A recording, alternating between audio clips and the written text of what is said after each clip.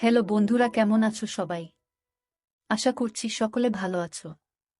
প্রিয় বন্ধুরা, আজকে তোমাদের জন্য নিয়ে এলাম আরও একটি নতুন গল্প।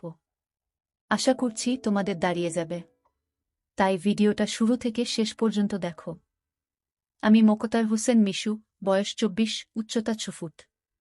5 বছর আগে আর্মিতে ভর্তি হয়েছি, বর্তমান পোস্টিং রাঙ্গামাটি। বাড়ি রাজশাহী। বাড়িতে মা আর ছোট একটা বোন আছে। বাবা মোশাররফ হোসেন অনেক আগে মারা গেছে। আমি তখন 9-এ পড়ি আর ছোট বোনটা 5-এ। তখন থেকে মা নিজে সংগ্রাম করে সংসার চালিয়েছে। ঘরে বসে সেলাই মেশিন দিয়ে মানুষের কাপড় বানিয়ে বানিয়ে আমাদের ভরণপোষণ করেছে। কিছু চাষের জমি ছিল, তাই রক্ষে। না তো আমার চাচা কাকারা যেমন হারামি এক মুঠো ভাত তুলে দেওয়ার মানুষ ছিল না। নানা নানি দাদা দাদি অনেক আগেই পটল তুলেছে। মামা মামিরা কিছুটা সহযোগিতা করেছে, তাও নাকড়ার মতো করেছে, যাতে মা যা ভাগে পেত তা লিখিয়ে নিতে পারে। আমার ভোলি মা সরল মনে তা দিয়েও দিয়েছে। যা হোক, আমি কলেজে ভর্তি হয়েছি কেবলই, এমন সময় শুনলাম আর্মিতে লোক নিবে। মাকে বলে লাইনে দাঁড়িয়ে গেলাম। আমার নিজের উপর ভরসা ছিল, কারণ আমি মোটামুটি সব দিকেই ফিট। যেমন উচ্চতা তেমন বডি। মা বলে আমি আমার নানা মামাদের মতো হয়েছি, ঠিক পালোয়ান। বাবা কাকারা তো এক একটা টিনটিনে, সব কয়টা শুধু বদের হাড্ডি। যা হোক, ভালোই ভালোই টিকে গেলাম। বাড়িতে খুশির ঢোল বেজে উঠল, সবাই বলা বলি করল, যাক ছেলেটা কাজে লাগলো, এখন যদি সোনালির কষ্ট দূর হয়।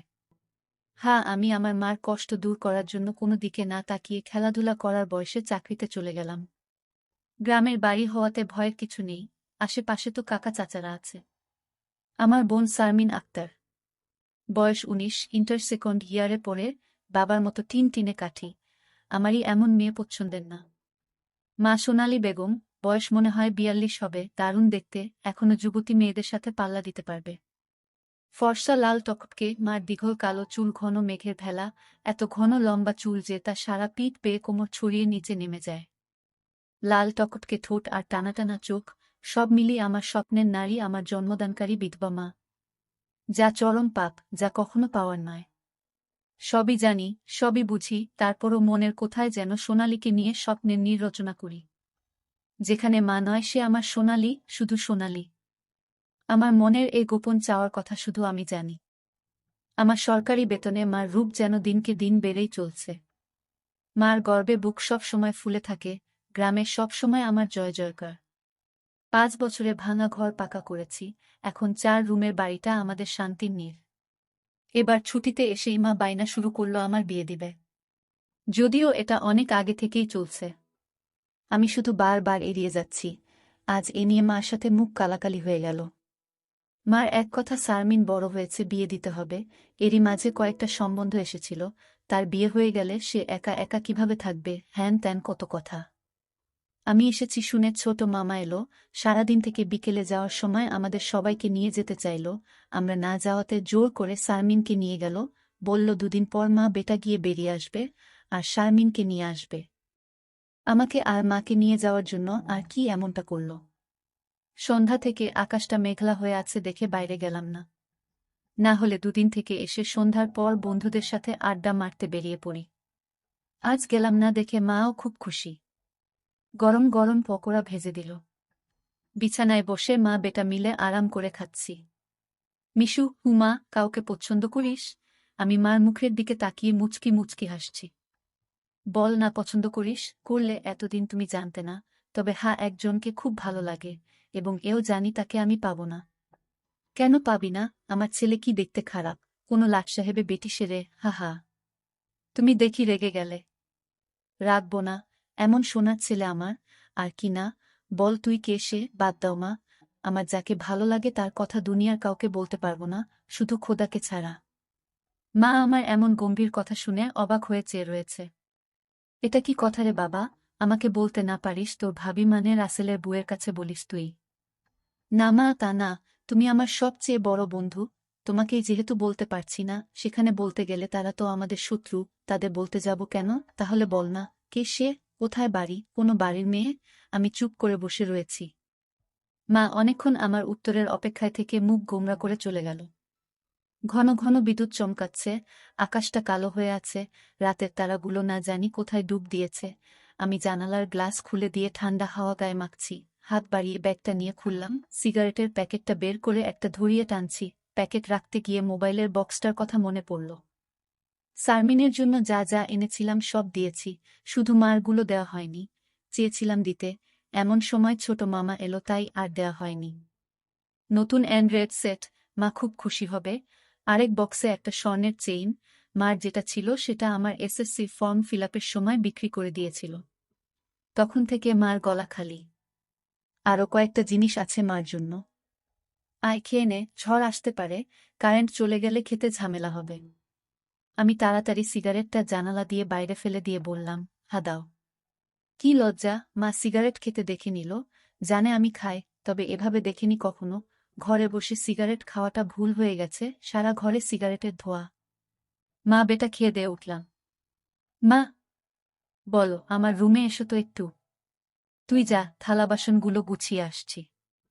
আমি রুমে এসে শুয়ে রইলাম। মা আধা ঘন্টা পর হাত মুছতে মুছতে এলো। কিরে বাবা? আমি উঠে মার হাত ধরে খাটে নিয়ে বসালাম। ব্যাগ থেকে এক এক করে শাড়ি, ব্লাউজের কাপড়, ছায়ার কাপড়, একটা বাদুর বোরকা, দুটো ওড়না, একটা শীতের জামা, চাদর এবং আরও একটা প্যাকেট দিলাম। প্যাকেটটা দিলাম ভয়ে ভয়ে, কারণ ওতে দুশের ছোট জামা কাপড় আছে, জানি না দেখার পর কি বলবে। এত কিছু কি জন্য এনেছিস? তোর কি বুদ্ধি শুদ্ধি হবে না কখনো? প্রতিবারই এত কিছু আনা লাগবে? আহ থামো তো তুমি, যা লাগে তা আনবো না। এটাতে কি রে? না, ওটা এখন খুলবে না, তোমার ঘরে গিয়ে খুলবে। আর প্লিজ রাগ করবে না। কি আছে এতে, তা তুমি খুলে দেখে নিও। আর হ্যাঁ, আরও কিছু আছে, এই বলে মোবাইলটা দিলাম। একটা থাকতে আরেকটা এত দামি মোবাইল, তোমার চেয়ে কেন কিছু দামি নয় আমার কাছে, এই বলে গালে একটা হামি দিলাম। মাও আমার কপালে হামি দিল। চোখ বন্ধ করো তো। কেন রে? আহ বন্ধ করো না একটু।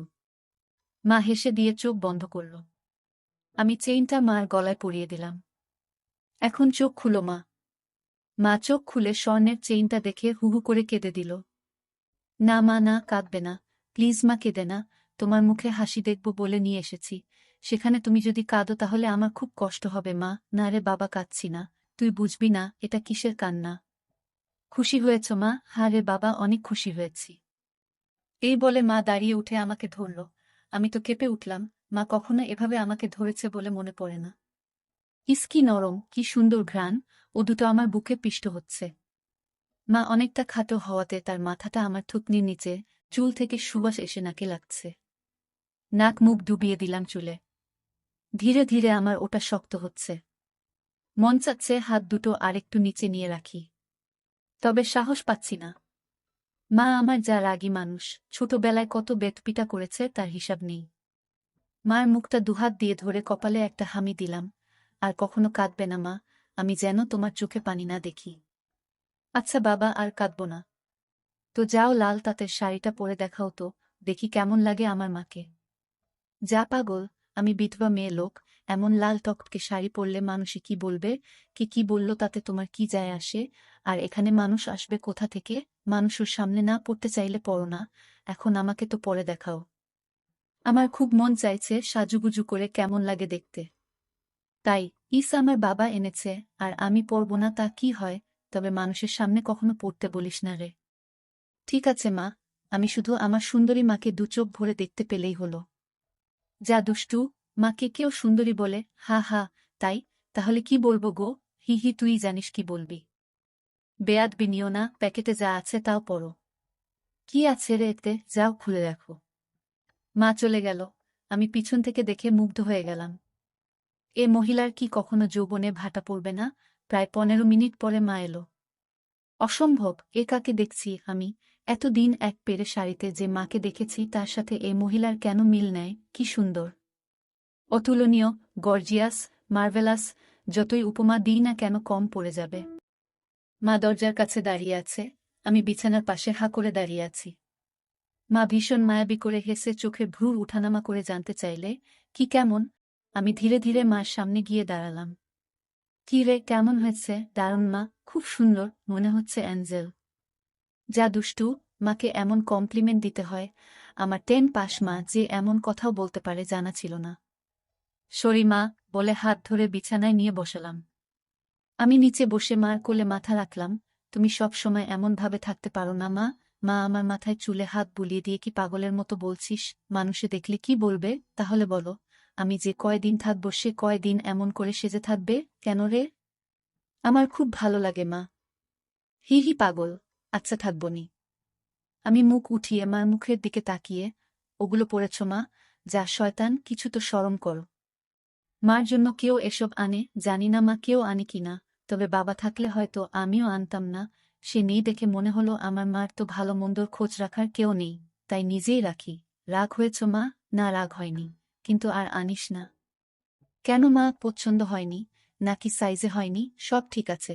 তবে তবে কি মা? মা লজ্জায় মুখ ঘুরিয়ে নিয়ে, তুই এনেছিস ভাবলে পড়তে শরম করে রে। আজ থেকে আমাকে ছেলে নয় বন্ধু ভাববে, তাহলে আর শরম করবে না। হবে মা আমার বন্ধু, যাহ পাগল। সমবয়সী না হলে কি বন্ধু হওয়া যায় এ যুগে? ওসব পুরনো কথা মা। তাই বলে মা ছেলে, হা মা ছেলে, এতেই তো ভালো, একে অপরের কাছে আসা যায়। তুই অনেক বড় হয়ে গেছিস দেখি, কি সুন্দর কথা বলছিস। তা তো অবশ্যই, কয়দিন পর তোমার ছেলে সেকেন্ড লেফটেন্যান্ট অফিসার হবে। খুব ভালো হবে রে বাবা, খুব ভালো হবে। এমন সময় বিদ্যুৎ চলে গেল। মোবাইলটা জ্বালাতো মিশু, দেখি চার্জার বাতিটা কোথায় আছে। থাক না মা এমন, কি সুন্দর তোমার কোলে শুয়ে আছি। জানো মা, পাহাড়ি এলাকায় একা একা পোস্টে ডিউটি দেওয়ার সময় এমন স্বপ্ন রোজ দেখি। প্রতিদিন মনে হয় তোমার কোলে শুয়ে একটু যদি। ঠিক আছে, এমনই থাক, তোর যত মন চাই। ধন্যবাদ মা। হি হি পাগল। মা হু, আজ আমার পাশে ঘুমাবে একটু? কেন রে, মন চাচ্ছে তোমাকে ধরে ঘুমাতে? ঠিক আছে, যা সদর দরজাটা বন্ধ করে ঘরগুলোতে ছিটকানি লাগিয়ে আয়। আমি উঠে লাফাতে লাফাতে চলে গেলাম। আজ আমার খুশি ধরে না, কিছু হলে হতেও পারে। এক জগ পানি নিয়ে এলাম সাথে করে। এসে দেখি মা শুয়ে পড়েছে। টেবিলে জগটা রেখে খাটের পাশে দাঁড়ালাম। মা দেয়ালের দিকে সরে গিয়ে আমাকে জায়গা করে দিল। বজ্রপাতের আলোতে মার মুখটা মায়াবী মায়াবী লাগছে। খোলা জানালার হিম বাতাসে আমার মনে ঝড় তুলছে। জানি না মার মনে কি চলছে। মনে হচ্ছে মা তার স্বামীকে পাশে শোয়ার জন্য জায়গা করে দিল। মা নতুন বউ, আমি তার স্বামী। দাঁড়িয়ে রইলি যে, শুবি না? হাসুই। মার পাশে শুয়ে পড়লাম, দুজনে মুখোমুখি। আধো অন্ধকারে দুজনে দুজনার দিকে চেয়ে আছি। ঘুমাবি না? তুমি ঘুমাও, আমার ঘুম এত তাড়াতাড়ি আসে না। তাই, আয় কাছে আয়, মাথায় হাত বুলিয়ে দিচ্ছি। আমাকে আর পাই কে? একেবারে মার বুকের কাছে বুক নিয়ে গেলাম, তবে কোমরটা দূরে রাখলাম। মা একটা হাত সাইডে লম্বা করে দিল। এখানে মাথা রাখো। মা তার হাতের উপর মাথা রাখতে বলছে। আমি সহজ মনে তাই করলাম। নাকটা মার বগল থেকে ৩-৪ ইঞ্চি দূরে। ভালো মতো দেখতে না পেলেও বুঝতে পারছি যে এর বেশি দূরে নয়, কারণ ঘামের ঘ্রাণ পাচ্ছি। মার বগলের ঘ্রাণেই তো আমার শরীর আনচান আনচান করছে। মার বাম হাতের উপর শুয়ে আছি, মা ডান হাত দিয়ে মাথায় হাত বুলিয়ে দিচ্ছে, এতে করে আঁচল উঁচু হচ্ছে। আর যখনই বিদ্যুৎ চমকাচ্ছে তখনই ওগুলো দেখতে পাচ্ছি। নিজেকে কন্ট্রোল করা মুশকিল হয়ে পড়ছে। মিশু, হু, কাকে পছন্দ করিস বললি না তো? শুনলে রাগ করবে মা, তাই বলা যাবে না। কেন কেন, এমন কাকে তোর মনে ধরেছে যে শুনলে রাগ করব? বাদ দাও না মা, নিজেকে তোমার কাছে ছোট করতে চাই না, চাই না তোমার মনে কষ্ট দিতে। তোর কথার তো আগা মাথা কিছুই বুঝছি না। নাইবা বুঝলে মা, হু। তোমাকে একটু ধরি, মা হিহি করে হেসে, ধর। কি সুন্দর ঘ্রাণ গো মা তোমার। যা শয়তান। আমি মার এমন আশকারা দেয়া কথায় সাহস পেয়ে তাকে চিৎ করে দিলাম। মন চাচ্ছে কোমড়াটা উপর তুলে দিতে। মুখটা উঁচু করে হামি দিয়ে বললাম, আমি তোমাকে খুব ভালোবাসি মা। মা আমার মুখটা দুহাত দিয়ে ধরে, আমিও তোকে খুব ভালোবাসি রে সোনা। আমার ভালোবাসাটা অন্যরকম মা। কেমন রে? মা ছাড়া আরো অনেক কিছু। কেমন, শুনলে রাগ করবে না তো? আহ বল না, এত পেঁচাচ্ছিস কেন? তুমি আমার ড্রিম গার্ল মা। তাই তো কি?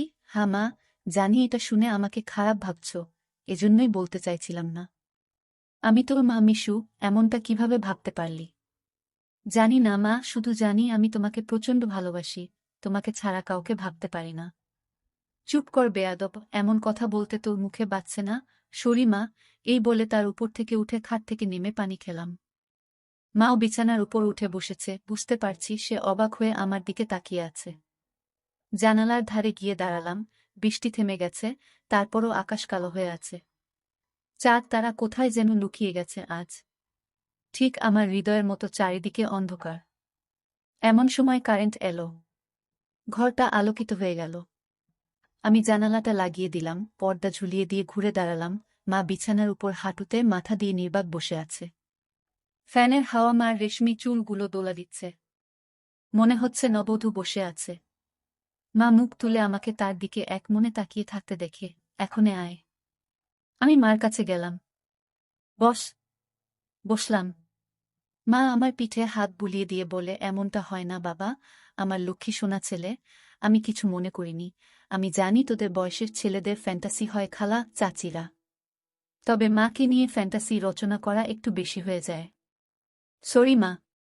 আমার ভোলি ভালি মা যে এতটা বুঝে, এতটা পোক্ত আমার জানাই ছিল না। এত অনেক শেয়ানা। ঠিক আছে, চেষ্টা কর আমার উপর থেকে মনটা সরিয়ে অন্য দিকে নিতে। বিয়েটা করে নে, দেখবি সুন্দরী বউ পেলে মাকে ভুলে যাবি। আমি মাথা নিচু করে, পারবো না মা, প্লিজ। নিজের সাথে অনেক লড়াই করেছি। আমি ক্লান্ত মা, কিছুতেই তোমাকে মন থেকে সরাতে পারি না। কেন রে, কি এমন পাস আমার মাঝে? আমি মুখ তুলে মার মুখের দিকে তাকিয়ে, জানি না মা, শুধু জানি তুমি আমার সব। তোমার কথা চিন্তা করলেই আমার আমার কি তোর পাগল হয়ে যায় মা। মা মুচকি হেসে, ও কিছু না, নিষিদ্ধ জিনিসের প্রতি টান একটু বেশিই হয়। আমি তো বুড়ি হয়ে গেছি, তুই যেমনটা ভাবিস তেমনটা আমি আর নেই।